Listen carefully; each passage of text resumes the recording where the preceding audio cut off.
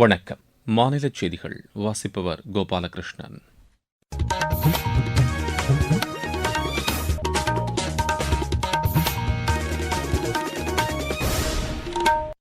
தலைப்புச் செய்திகள். தமிழர் திருநாளாம் பொங்கல் பண்டிகை இன்று உற்சாகமாக கொண்டாடப்படுகிறது. மதிப்பெண்களும் மதிப்பீடுகளும் நமக்கு வழிகாட்டியாக இருக்க வேண்டுமே தவிர நமது இலக்குகள் அல்ல என்று பிரதமர் திரு நரேந்திர மோடி தெரிவித்துள்ளார். ஈரானில் நிலவும் அசாதாரண சூழல் காரணமாக அந்நாட்டிற்கு பயணம் மேற்கொள்வதை இந்தியர்கள் தவிர்க்குமாறு மத்திய அரசு அறிவுறுத்தியுள்ளது. பொங்கல் பண்டிகையையொட்டி கடந்த 6 நாட்களில் சென்னையிலிருந்து சிறப்பு பேருந்துகள் மூலம் 9,20,000 பேர் பயணம் செய்துள்ளதாக மாநில அரசு கூறியுள்ளது. 19 வயதுக்குட்பட்டோருக்கான உலகக்கோப்பை ஒருநாள் கிரிக்கெட் போட்டியில் இந்தியா இன்று அமெரிக்காவை எதிர்கொள்கிறது. இனி விரிவான செய்திகள். தமிழர் திருநாளாம் பொங்கல் பண்டிகை இன்று உற்சாகத்துடன் கொண்டாடப்படுகிறது. உழவர்கள் தங்கள் உழைப்பிற்கு உதவிய இயற்கை மற்றும் உழவுத் தொழிலுக்கு உறுதுணையாக இருந்த கால்நடைகளுக்கு நன்றி தெரிவிக்கும் வகையில் ஆண்டுதோறும் தை மாதம் முதல் நாள் இப்பண்டிகையை கொண்டாடி வருகிறார்கள். ஆடி மாதத்தில் தேடி விதைத்த பயிர்களின் விளைச்சலை அறுவடை செய்து பயனடையும் பருவமான தை மாதத்தில் அறுவடையில் கிடைத்த புத்தரிசியை புதுப்பானையில் பால், வெல்லம், நெய் சேர்த்து பொங்கலிட்டு சூரியனுக்கு படைத்து இப்பண்டிகையை கொண்டாடி வருகின்றனர்.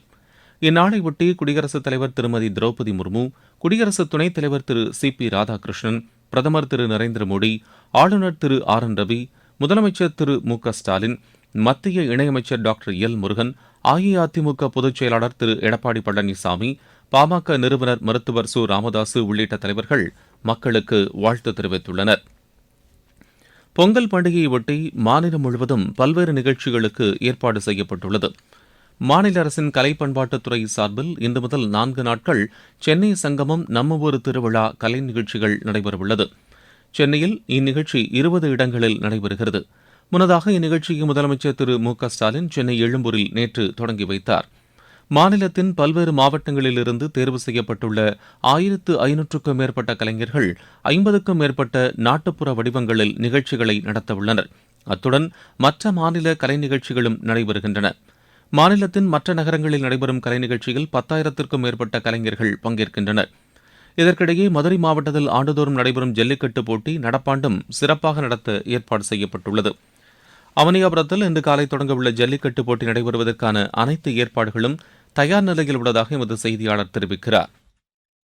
தமிழர்களின் பாரம்பரிய விளையாட்டான ஜல்லிக்கட்டு போட்டிகள் பொங்கல் பண்டிகையை முன்னிட்டு அவனியாபுரத்தில் இன்றும், பாலமேட்டில் நாளையும், உலக புகழ்பெற்ற அலங்காநல்லூரில் நாளைய மறுதினமும் ஜல்லிக்கட்டு போட்டிகள் நடைபெறுகின்றன. பங்கேற்கும் காளைகள் மற்றும் மாடுபிடி வீரர்கள் வலைத்தளம் வழியாக பதிவு செய்ய அறிவுறுத்தப்பட்டிருந்த நிலையில் சுமார் 3,000க்கும் மேற்பட்ட காளைகளும் 1,800க்கும் மேற்பட்ட மாடுபிடி வீரர்களும் பதிவு செய்துள்ளனர். காளைகள் வீரர்களின் தகுதிகளை பரிசீலனை செய்ய வருவாய்த்துறை, கால்நடை பராமரிப்புத்துறை, மருத்துவத்துறை அலுவலர்கள் அடங்கிய குழுக்கள் நியமிக்கப்பட்டு தகுதி வாய்ந்த வீரர்கள் மற்றும் காளைகளுக்கு மாவட்ட நிர்வாகம் சார்பில் வலைத்தளம் மூலம் டோக்கன்கள் வழங்கப்பட்டுள்ளன. மேலும் ஜல்லிக்கட்டு நடைபெறும் இடத்தில் மேடை மற்றும் தடுப்புகள், குடிநீர் உள்ளிட்ட அடிப்படை வசதிகளும் மேற்கொள்ளப்பட்டுள்ளன. ஜல்லிக்கட்டு காளைகள், மாடுபிடி வீரர்கள், ஜல்லிக்கட்டு ரசிகர்கள் என ஆயிரக்கணக்கானோர் அதிகாலையிலேயே குவிந்துள்ள நிலையில் அவனியாபுரம் எங்கும் விழா கோலமாக காட்சியளிக்கிறது. மதுரையிலிருந்து எஸ். ரகுராஜா. பொங்கல் பண்டிகையின் 2ஆம் நாளான நாளை மாட்டுப் பொங்கலும், நாளை மறுநாள் காணும் பொங்கலும் கொண்டாடப்பட உள்ளது. பொங்கல் திருநாளையொட்டி தமிழக காவல்துறை மற்றும் சீருடை அலுவலர்கள் 4,184 பேருக்கு பொங்கல் பதக்கங்கள் வழங்கப்படுவதாக மாநில அரசு அறிவித்துள்ளது. மதிப்பெண்களும் மதிப்பீடுகளும் நமக்கு வழிகாட்டியாக இருக்க வேண்டுமே தவிர நமது இலக்குகள் அல்ல என்று பிரதமர் திரு நரேந்திர மோடி தெரிவித்துள்ளார். இதுகுறித்து மத்திய அமைச்சர் திரு ஜெயந்த் சௌத்ரி சமூக வலைதளத்தில் தெரிவித்துள்ள கருத்துக்கு பதிலளித்துள்ள பிரதமர், கல்வியில் அழுத்தத்தில் இருந்து விடுபட்டு பொறுமையை கடைபிடிப்போம் என்று கூறியுள்ளார். மத்திய அமைச்சர் திரு ஜெயந்த் சௌத்ரி எழுதியுள்ள கட்டுரை, தேர்வு சமயத்தில் மாணவர்கள் மற்றும் பெற்றோர்களுக்கிடையே சமச்சீரான சூழலை உருவாக்குவதை வலியுறுத்துவதாக பிரதமர் குறிப்பிட்டுள்ளார். நீங்கள் கேட்டுக்கொண்டிருப்பது மாநில செய்தி அறிக்கை. ஊரக வளர்ச்சிக்கான புதிய அத்தியாயம். வளர்ச்சியடைந்த இந்தியாவிற்கான ஊரக வேலைவாய்ப்பு உறுதி மற்றும் வாழ்வாதார சட்டம். இந்த சட்டம் வருடத்திற்கு 125 நாட்கள் வேலையை உறுதி செய்கிறது. இதில் வாரந்தோறும் ஊதியம் வழங்கப்படுவது கட்டாயமாக்கப்பட்டுள்ளது. பணி முடிந்த 15 நாட்களுக்குள் ஊதியம் வழங்குவதை உறுதி செய்வதற்கான அம்சங்களும் இதில் இடம்பெற்றுள்ளன. ஊதியம் காலதாமதமாக வழங்கப்பட்டால் அதற்கான இழப்பீட்டுத் தொகைக்கும் இதில் வகை செய்யப்பட்டுள்ளது. வளர்ச்சியடைந்த இந்தியாவிற்கான பயணத்தில் மோடி அரசு தொடரும் சீர்திருத்த நடவடிக்கைகள்.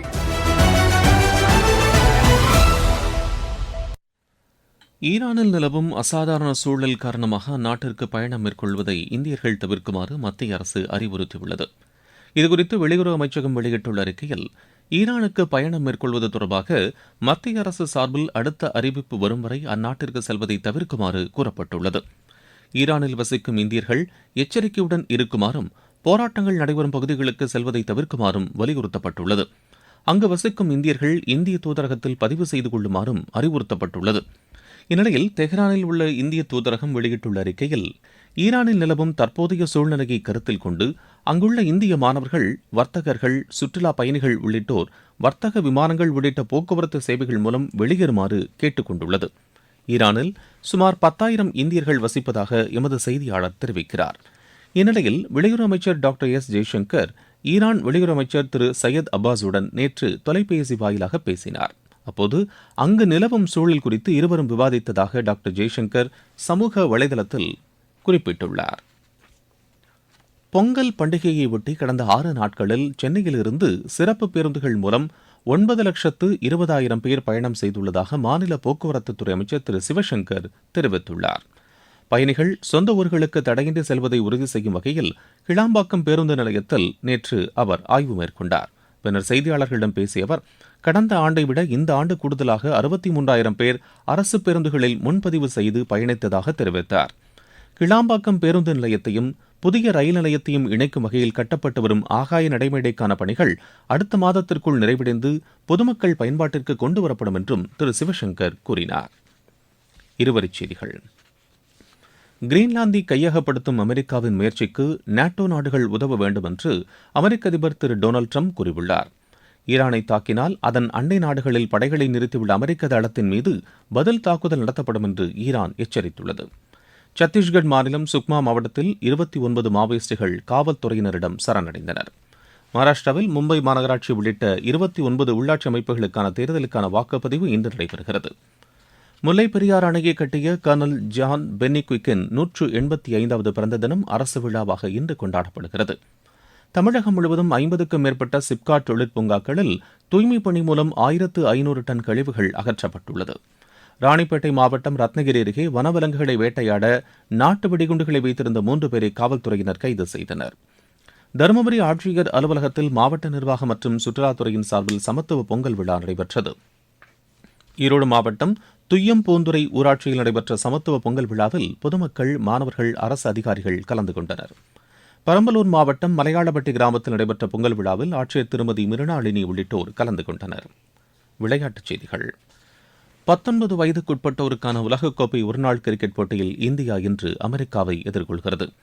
புலோவாயோவில் நடைபெறவுள்ள இப்போட்டி பிற்பகல் 1 மணிக்கு தொடங்குகிறது. இந்திய அணிக்கு எதிரான 2வது ஒருநாள் கிரிக்கெட் போட்டியில் 7 விக்கெட் வித்தியாசத்தில் நியூசிலாந்து அணி வெற்றி பெற்றது.